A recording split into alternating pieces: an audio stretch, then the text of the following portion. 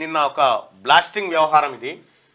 Crusher mafia కుట్ర, వారం రోజులుగా క్రషర్ మిషన్లు బంద్, రేవంత్ సర్కార్ను బదనాం చేసే యత్నం, నిర్మాణ రంగాన్ని అస్థిరపరిచేలా ప్లాన్, ఎంపీ ఎలక్షన్ల ముందు బ్లేమ్ చేసేందుకు స్కెచ్, మాఫియా వెనుక బీఆర్ఎస్ నేత కమలాకర్ రెడ్డి, హ్యాపీరావు అండతో కుట్రకు పన్నాగం, బీఆర్ఎస్ ఏలుబడిలో విచ్చలవిడి దోపిడీ, 1000 కోట్ల పన్ను ఎగవేత, సర్కారు ఖజానాకు భారీ గండి. ఇగో కమలాకర్ రెడ్డి మొత్తం క్రషర్ మిషన్ అసోసియేషన్కి ఈయన అధ్యక్షుడు. ఈ క్రషర్ మిషన్ ఏవైతే దీనికి అధ్యక్షుడు. ఈ కమలాకర్ రెడ్డి ఇగో హ్యాపీరావు ఈ గ్యాంగ్తో కలిసి జరిగిన విషయం ఏంటంటే, ఇక్కడ మొన్న పటాన్చెరు ఎమ్మెల్యే తమ్ముడు గూడమైపాల్ రెడ్డి తమ్ముడు మధుసూదన్ రెడ్డి ఉన్నాడు కదా, పటాన్చెరు ఎమ్మెల్యే తమ్ముడిని టాస్క్ ఫోర్స్ పోలీసు వాళ్ళు తీసుకుపోయారు కదా. పటాన్చెరు ఎమ్మెల్యే తమ్ముడు మధును ఎస్ఓటి పోలీసు వాళ్ళు అరెస్ట్ చేసి తీసుకుపోయారు. ఏది క్రషర్ మిషన్ లో నిబంధనలు ఉల్లంఘించి అక్రమంగా కొల్లగొట్టిందనేది ఆరోపణ మీద తీసుకొని పోయారు. పోయిన తర్వాత నెక్స్ట్ టార్గెట్ ఏం చేసిరంటే, ఈ అన్ని క్రషర్ మిషన్ల వ్యవహారాన్ని తేల్చాలని చెప్పి చాలా మంది ప్రభుత్వం మీద ఒత్తిడి తెచ్చారు. ఒత్తిడి తేయంగానే ఏం చేసిండు, ఈ కమలాకర్ రెడ్డి అనేటువంటి వ్యక్తి ఏం చేసినంటే, టిఆర్ఎస్ పార్టీలోనే ఉన్నాడు, ఏం చేసినంటే, అమ్మా ఇది మనందరి భాగోతం బయటపడుతుంది, మన క్రషర్ మిషన్ల దందా మొత్తం బయటికి వస్తుంది, వస్తే 1000 కోట్ల రూపాయలు ప్రభుత్వానికి రాయల్టీ ట్యాక్స్ కట్టాల్సి వస్తుంది, దీన్ని ఎగవేయాలంటే ఏం చేయాలంటే, next Kamalakar Reddy crusher machine ఏదైతే ఉందో, ఇది ఏ ఊరు, బొమ్మరాజ్పేట దగ్గర ఈ కమలాకర్ రెడ్డికి 2.023 హెక్టార్లు అది కేశాపురం రిజర్వాయర్లో పోతుందన్న ఉద్దేశంతో టీపీ టెంపరరీ రిజర్వ్ పర్మిషన్ ఇచ్చిరు. ఈయనకి ఇచ్చిందే 2.023 హెక్టార్లు అయితే ఈయన కొల్లగొట్టింది 25 ఎకరాల క్వారీని కొల్లగొట్టిండు. ఈ నెక్స్ట్ నా మీదనే పడతారన్న ఉద్దేశంతో క్వారీలకు తాళం వేపించి రాష్ట్ర వ్యాప్తంగా క్వారీలు బంద్, మా డిమాండ్ల సాధన అని చెప్పి కొత్తగా తెరలేపారు. తద్వారా వీళ్ళు చేయాలనుకుంది ఏంటంటే, రాష్ట్ర వ్యాప్తంగా క్వారీలు బంద్ అయితే నిర్మాణ రంగం పైన ఎఫెక్ట్ పడుతుంది, నిర్మాణ రంగానికి ఈ డస్ట్ తర్వాత ఈ కంకర ఇవన్నీ దొరికాయి కాబట్టి నిర్మాణ రంగం కుంటుపడ్డది. తద్వారా ఇదంతా కాంగ్రెస్ పార్టీ వచ్చిన తర్వాత జరిగిందని చెప్పి బదనాం లేపడానికి ఎలక్షన్ ముంగట ప్రభుత్వం పైన, రేవంత్ సర్కార్ పైన ఈ క్రషర్ మాఫియా ఆడుతున్నటువంటి డ్రామా. నిన్న మొన్న ఇగో ఇదే కమలాకర్ రెడ్డి ఇదే గ్యాంగ్ పోయి మంత్రులను కలుస్తా ఉన్నారు. మంత్రులను కలిసి డ్రామా చేస్తా ఉన్నారు. పొన్నం ప్రభాకర్ గారిని మొన్న కలిసి మీకు చూపిస్తా చూడండి. వీళ్ళను మొన్నటిదాకా తెలంగాణ రాష్ట్ర ప్రజల్ని ఖజానా సంపదను మొత్తం కొల్లగొట్టిరు. బొమ్మరాజ్పేట సర్వే నెంబర్ 322, ఇగో సర్వే నెంబర్ 322లో వీళ్ళు కొల్లగొట్టినారు. అయితే బొమ్మరాజ్పేట అంటే శామీర్పేట మండలమే. ఇది వరకు అది ఆరోపణలు వచ్చినాయి చూడు, 1000 ఎకరాల చిల్లర. ఇప్పుడు అది మాజీ మంత్రి మల్లారెడ్డి విషయంలో అదే ఊరు ఇదే కమలాకర్ రెడ్డి రేవంత్ రెడ్డి గారు ప్రాతినిధ్యం వహిస్తున్నటువంటి కొడంగల్ నియోజకవర్గంలో కూడా పలు అక్రమాలకు పాల్పడితే ముఖ్యమంత్రి గారి సోదరుడు ఆ అక్రమాల పైన ఉక్కుపాదం మోపితే అక్కడ 25 కోట్ల రూపాయలు అక్కడ పెనాల్టీ కట్టి ఇటొచ్చి ఇప్పుడు తెలంగాణలో ఉన్నటువంటి కాంగ్రెస్ ప్రభుత్వాన్ని అస్థిరపరచాలి, నిర్మాణ రంగం అంతా కొలాప్స్ అయిపోయిందని బీఆర్ఎస్ చేత ప్రచారం చేయించాలని కమలాకర్ రెడ్డి ఆడుతున్నటువంటి డ్రామా.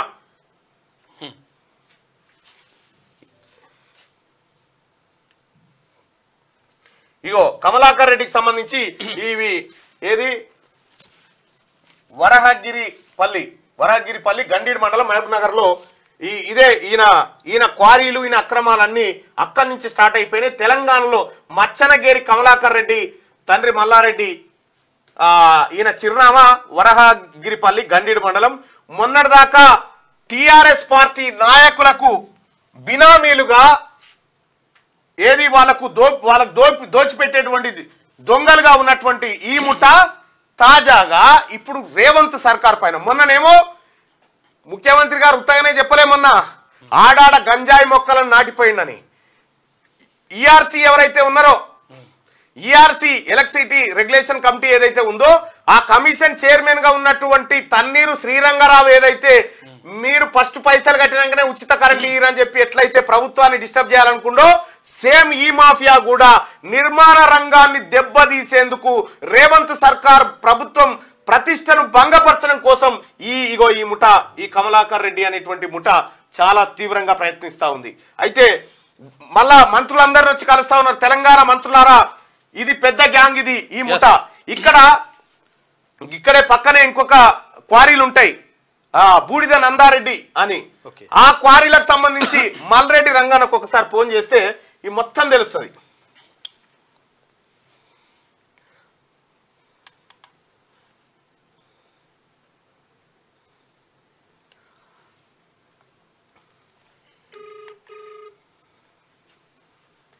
ఇంత కుట్రనా అంటే నిర్మాణ రంగానికి ఏమి దొరకొద్దు, తద్వారా ప్రభుత్వం మీద ప్రజలు తిరుగుబాడాలే. ఇగో ఇది వీళ్ళ కథ.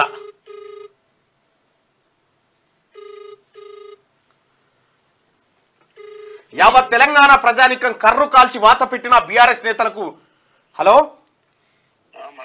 అన్న, నమస్కారం అన్న. క్రషర్ మాఫియా కుట్ర, మనం నిన్న మొన్న మాట్లాడుకున్నటువంటి అంశం, ఏ రకంగా కుట్రలు చేస్తా ఉన్నారు ఏందనేది. ఇవాళ శనార్థి తెలంగాణలో ప్రధాన వార్త క్రషర్ మాఫియా కుట్ర గురించి మీరేం చెప్పదలుచుకున్నారన్న? ఇప్పుడు అందరినీ ఒకే లెక్కలు కట్టడానికి లేదు. అదే కొంతమంది అన్న, కొంతమంది ఇందులో దౌర్జన్యాలు చేసి టిఆర్ఎస్ పార్టీలో ఉన్నటువంటి అధికార పార్టీని అడ్డం పెట్టుకొని వందల కోట్ల రూపాయల మైనింగ్ ను ఎగగొట్టి గ్రామాలు ఆ గ్రామాలలో వాళ్ళు బతకలేని పరిస్థితి. ఉదాహరణకు నా కాన్స్టిట్యూన్సీ లో బండరావిరాల అనే ఒక క్రషర్ ఏరియా ఉంది. ఇందులో ఒక 4-5 తప్ప మిగతాన్ని చిన్న చిన్న క్రషర్లు. మిగతా వీళ్ళు ఒక 4-5 మొత్తం పూర్తిగా ఒక మాఫియా లాగా తయారైపోయి అసలు ఒక్కరిని కూడా అక్కడ పేదోన్ని కూడా బతకనీయకుండా వీళ్ళు వాళ్ళ ఆగడాలు ఇష్టం ఉన్న ధరలకు బయట మార్కెట్ లో అమ్మకపోతే వాడిని చిన్నోన్ని బెదిరియడం, వీళ్ళు పెద్దోడు ఏది చెప్తే అదే ధరకు వినియోగదారునికి వెయ్యాలి, మొత్తం మైనింగ్ ఎగ్గొట్టేయాలి. అక్కడ ఉండే రోడ్లు మొత్తం ఓవర్లోడ్లు కొట్టి ఆ ఓవర్లోడ్లతో ఆ గ్రామాలలో ఉండే రోడ్లు, అదే విధంగా గతంలో పోలీసులను అడ్డం పెట్టుకుని బ్లాస్టింగ్ చేసేటువంటి పర్మిషన్ కూడా ఆ బ్లాస్టింగ్ చేయాల్సింది 2-3 ఇంచులు ఉంటది. బోర్వెల్స్ తెచ్చి బోర్వెల్స్ ద్వారా రిగ్గులు, పెద్ద పెద్ద రిగ్గులు తెచ్చి ఆ ఊర్లు కదిలిపోతాయి బ్లాస్టింగ్ చేసినప్పుడు. ఎవరు ఈ పెద్ద క్రషర్లు చేస్తున్నారు. ఇక్కడ రంగన 2 సార్లు మీ ఓటమికి కారణం ఈ క్రషర్ మాఫియానే. అవును, వాళ్ళంతా డబ్బుల మాఫియా, డబ్బులు అంతా ప్రభుత్వానికి డబ్బులు ఎగ్గొట్టినారు. అదే విధంగా ప్రభుత్వానికి డబ్బులు ఎగ్గొట్టి ఆ డబ్బంతా అధికార పార్టీకి ఇచ్చి వాళ్ళ ఆగడాలు నడిపించినారు. ఇప్పుడు మా సీఎం గారు వచ్చిన తర్వాత రాష్ట్ర వ్యాప్తంగా ఉన్నటువంటి క్రషర్స్ మీద గాని, దొంగ ఇసుక మీద గాని, ఎక్కడైతే మైనింగ్ మాఫియా ఉందో వాళ్ళందరినీ కంట్రోల్ చేయడానికి అధికారులకు ఆదేశాలు ఇచ్చిండు. చాలా క్లియర్ గా మీరు చట్టపరంగా నడుపుకోండి, చట్టానికి వ్యతిరేకంగా నడపొద్దు, ప్రభుత్వానికి రావాల్సిన రాబడిని కూడా మీరు అందరిలాగా వాళ్ళు ప్రజల దగ్గర వసూలు చేస్తున్నారు కానీ ప్రభుత్వానికి ఇస్తలేరు. ప్రజల దగ్గర వసూలు చేయకుండా ప్రభుత్వానికి ఇయ్యకుండా అది కాదు. ఇప్పుడు ఇక్కడ ప్రజల దగ్గర విపరీతమైన ధరలు పెట్టుకున్నారు. అది కూడా చిన్నోడు ఎవడన్నా పోయి వాళ్ళకు కనీసము వాళ్ళకు పడ్డ రేటుకి వేస్తే కూడా వెయ్యనియరు వీళ్ళు. పోయి వాళ్ళు తంతరు పట్టుకొని, అంటే ఇక్కడ ఉండే బౌన్సర్లను పెట్టుకొని బండారాలు నడిపిన రోజులు ఉన్నాయి. గతంలో అభయ్ కుమార్ అనేటువంటి ఒక కలెక్టర్ అమయ్ అమయ్ కుమార్ ఆయన అయితే కోట్లు తీసుకుని ఒక మల్రెడ్డి రంగారెడ్డి వస్తే ఇక్కడ క్రషర్లను చట్టపరంగా నడుపమంటాడని 1 సంవత్సరం లీజ్ ఉండగానే ఆ లీజ్ ఇవ్వాలని ఆయన ఒక మీటింగ్ పెట్టుకున్నాడు పోలీసులను పెట్టి అధికార పార్టీ అండతోని. అంటే వీళ్ళు ఈ అనవసరంగా పేద ప్రజలను గ్రామాలను అక్కడ ఉండేటువంటి పరిస్థితినే రైతులకు ఎక్కడ చూసినా డస్ట్ అంతా ఎక్కడ పడుతుంది పొలాల మీద వరిచేళ్ల మీద కూరగాయల మీద వాళ్ళు బతకలేని పరిస్థితి. దానికి ఇందులో ప్రధానంగా దానికి వీళ్ళు కూడా ఒత్తిడి పలికిండ్రు pollution control board. Pollution control board అంటే వాళ్ళే ముందు పొల్యూషన్ అయిపోయినారు. వాళ్ళు పొల్యూషన్ అయిపోయి వీళ్ళ మీద డబ్బు తిని ఆ ఏదైతే చట్ట ప్రకారంగా జరగాల్సింది జరగనీయలేదు. ఇంకోటన్నా ఇంకోటి బ్రదర్, వ్యాపారాలు నడవాలి, ఇండస్ట్రీస్ నడవాలి, అన్ని నడవాలి. ఇప్పుడు ఏం చేసిరంటే ఇప్పుడు క్రషర్ మిషన్ లో ఈ కమలాకర్ రెడ్డి నందారెడ్డి వీళ్ళంతా కలిసి ఏం చేసిరంటే రాష్ట్ర వ్యాప్తంగా ఉన్న క్రషర్లన్నీ బంద్ పెట్టాలి, బంద్ పెట్టి ప్రొడక్షన్ ఆపితే నిర్మాణ రంగం కుంటుపడుతుంది, ప్రభుత్వంకి చెడ్డ పేరు వస్తుందని ఇప్పుడు ఇలా ప్లాను చేస్తారు. ఆ పని కూడా చేస్తారు వాళ్ళు. ఇప్పుడు మిగతా వాళ్ళని నడవనియరిగా ఈ మాఫియా ఏం చేస్తారంటే ఒక నలుగురు మొత్తానికి ఒక 10 మంది ఉంటారు బ్రదర్ ఇల్లు. అవును గంతే. 10 మంది దగ్గరనే ఇప్పుడు ఒక 2-3 వేల కోట్లు ఎక్కువచ్చినాయి. 1000 కోట్ల పన్నులు ఒక పథకాన్ని ఈజీగా నడపొచ్చు అన్న ప్రభుత్వం. అందుకే నేను ఏమంటున్నానంటే ఇండస్ట్రీస్ నడవద్దు అని అంటలేం మేము. మీరు చట్ట ప్రకారంగా నడుపుకోండి. పొల్యూషన్ బోర్డు అధికారుల మీద కూడా చర్య తీసుకోమని చెప్తున్నా. రైట్ అన్నా. ఉండి గ్రామాలను ఆగం చేస్తుందో 30 ఏళ్లకే ముసలయ్యే పరిస్థితి ఉన్నారు. ఉన్న దగ్గర 30 వాళ్ళు తాగే నీళ్ళ డస్టే, పండించే పంటల డస్టే కాదన్నా. వీళ్ళకి ఇచ్చే డెప్త్ వీళ్ళకి ఇచ్చే ప్రమాణాలు పాటించకుండా బోరు రిగ్గులు ఇక్కడ అంకిరెడ్డిపల్లి దగ్గర నేను మొన్న పోయినా రిగ్గుతోని 100 ఫీట్లు వేసి దాంట్లో పూసలు పెట్టి కొడితే ఊరే మీదికి లేచి కింద కూర్చుంటుంది. ఊర్లు పగిలిపోయినాయి.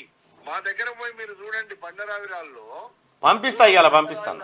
చిన్నరావిరాల అక్కడ ఉండేటువంటి తారామతిపేట, సద్దిపల్లి, ఈ గ్రామాలన్నీ వాళ్ళు బతకలేని పరిస్థితి. ఆ ఊర్లలో కూడా ఏం చేస్తారు వీళ్ళు, ఒక 4-5 మెయింటైన్ చేస్తారు. వాళ్ళకి ఎన్నో డబ్బులు ఇస్తారు. వాళ్ళు ఎవరైనా గడబడి చేస్తే వీళ్ళని తీసుకొచ్చి ఈ అక్రమాలకు పాల్పడే వాళ్ళని ఎట్టి పరిస్థితుల్లో ఉపేక్షించకండి. వీళ్ళు పాల్పడ్డటువంటి అక్రమాలకు రాష్ట్ర ప్రభుత్వానికి కట్టాల్సిన 10 times పెనాల్టీ ఏదైతే ఉందో ముక్కు విండి కట్టించండి. అందుకే ఇప్పుడు అది ముఖ్యమంత్రి గారే స్వయాన చూస్తున్నాడు. ముఖ్యమంత్రి గారు చాలా క్లియర్ డైరెక్షన్ ఇచ్చిండు. మీరు ఎక్కడ కూడా ఇల్లీగల్ యాక్టివిటీస్ చేయొద్దు, నీతి నిజాయితీగా మీరు ఇండస్ట్రీస్ నడపండి. అక్కడ ఈ క్రషర్ ఇండస్ట్రీ అనేది కావాలని మీరు అన్నట్టుగా ఇప్పుడు కొంతమంది మాఫియా ఇప్పుడు కాంగ్రెస్ ప్రభుత్వం వచ్చినాక వీళ్ళని నడవనిస్తలేరు అనే మాట చెప్పడానికి ప్రయత్నం చేస్తుండ్రు. కాంగ్రెస్ ప్రభుత్వం పేదోళ్ళకి తక్కువ ఇవ్వమంటున్నాం, మీరు చట్టపరంగా నడుపుకోమంటున్నాం. రైట్ రంగన్న, థ్యాంక్ యూ అన్న, ధన్యవాదాలు. ఇది మాఫియా. ముఖ్యమంత్రి గారు ఇదే మాఫియా మళ్ళీ మీ దగ్గరికి రూపం మార్చుకొని వస్తా అని ప్రయత్నం చేస్తా ఉన్నది. దయచేసి ఈ మాఫియాని ఎంకరేజ్ చేయకండి. మీ దగ్గర ఇక యావత్ తెలంగాణ ప్రజారికం కర్రు కాల్చి వాత పెట్టిన బీఆర్ఎస్ నేతలకు ఇంకా సిగ్గు వస్తలే. కాంగ్రెస్ పార్టీ నేతృత్వంలో ఏర్పడిన ప్రజాప్రభుత్వంపై ఇంకా కుట్రలు చేస్తూనే ఉన్నారు. స్టేట్ లో ఏ చిన్న ఇన్సిడెంట్ జరిగినా దాన్ని ప్రభుత్వానికి ముడిపెట్టి బదనాం చేసే కుట్రలకు తెరలేపుతున్నారు. తాజాగా ఇదే తరహాలో క్రషర్ మాఫియా కాంగ్రెస్ సర్కారును బదనాం చేసేందుకు కుట్ర పన్నారు. బీఆర్ఎస్ నేతల కన్సర్నల్లో వారం రోజులుగా క్రషర్ మిల్లులను బంద్ పెట్టారు. ఫలితంగా రేవంత్ రెడ్డి సర్కారును పార్లమెంట్ ఎన్నికల ముందు బదనాం చేసేందుకు బీఆర్ఎస్ నేతలు పక్కా స్కెచ్ వేశారు. క్రషర్ మిల్లులను నిరవధికంగా బంద్ పెట్టడం వల్ల నిర్మాణ రంగంపై ఎఫెక్ట్ పడుతుంది. దీంతో రేవంత్ సర్కార్ హయాంలో నిర్మాణ రంగం అస్థిరపడిపోయిందంటూ ఫేక్ ప్రచారానికి తెరలేపే ప్రయత్నం చేస్తుండడం గమనార్హం. అయితే ఈ క్రషర్ మాఫియా వెనుక బీఆర్ఎస్ నేత కమలాకర్ రెడ్డి ఉండి క్రషర్ మిషన్లతో ప్రభుత్వాన్ని బదనాం చేసేందుకు అపసోపాలు పడుతున్నారు. అయితే ఈ కుట్ర వెనుక బీఆర్ఎస్ నేత కమలాకర్ రెడ్డి రెడ్డికి హ్యాపీరావు అండదండలు పుష్కలంగా ఉండడం గమనార్హం. నిజానికి క్రషర్ మిల్లర్లు గత 10 ఏళ్లుగా బీఆర్ఎస్ ప్రభుత్వ హయాంలో సర్కార్ ఖజానాకే చేరాల్సిన 1000 కోట్ల పన్నులు ఎగవేశారు. బీఆర్ఎస్ ఏలుబడిలో 10 ఏళ్ల పాటు విచ్చలవిడి దోపిడీకి తెగబడ్డారు. కానీ కాంగ్రెస్ సర్కార్ హయాంలో క్రషర్ మిల్లర్ల మాఫియా పప్పులు ఉడకకపోవడంతో లేనిపోని రాద్ధాంతం క్రియేట్ చేసి ప్రభుత్వాన్ని బదనాం చేసేందుకు హ్యాపీరావు కన్సర్నలో బీఆర్ఎస్ నేత కమలాకర్ రెడ్డి భారీ స్కెచ్ వేశారు. ఇదిలా ఉంటే క్రషర్ మాఫియా సాగిస్తున్న ఆగడాలపై శనార్థి తెలంగాణ ప్రత్యేక కథనాలను ప్రచురించబోతా ఉంది. ఈయన ఎన్ని కొట్టిండు, ఈయన ఎంత కట్టాలి, వీళ్ళు వేల కోట్ల రూపాయలు ప్రభుత్వానికి కట్టాల్సింది. ఇప్పుడు బుకేలు ఇచ్చి సార్ మా సమస్యల పరిష్కారం అంది, ఒక్కను కూడా వదిలిపెట్టొద్దు సర్కార్.